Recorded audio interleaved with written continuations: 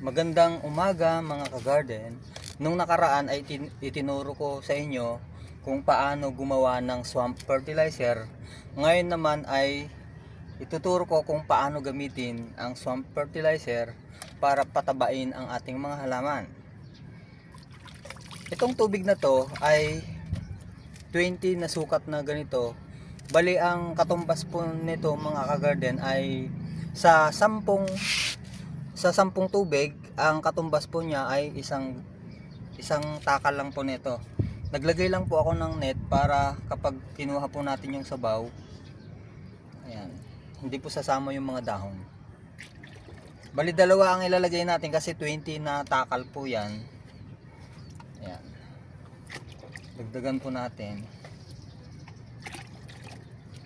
Ihahalo nyo lang po ito kasi kapag masyado po kayo naglalagay dito ng mga sariwang dahon ay nagkakaroon ng amoy ihi. Kaya kapag every 2 days dapat gamitin nyo po ito para hindi po masyadong bumaho. Tapos kapag naubos na po yung tubig, maglagay ulit kayo ng tubig. Tapos ayan, para hindi po siya maubusan ng pataba.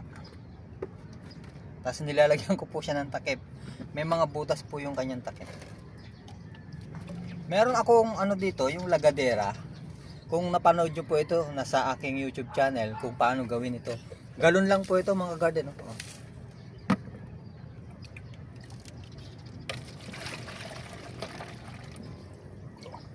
Kapag kayong mga taniman nyo kasi, ididilig nyo lang po ito mga garden. Tulad po nito, meron po akong tanim dito. Makikita nyo po dito. I-direkta nyo, sa lupa nyo lang po itatama. Huwag po dito sa dahon kasi baka masunog yung mga tanim. Ito yung aking mga sibuyas.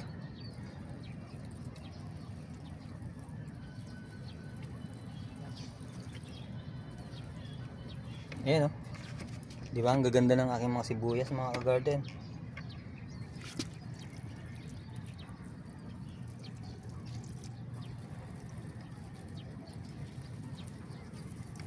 Pwede nyo po itong gamitin 2 beses sa isang linggo.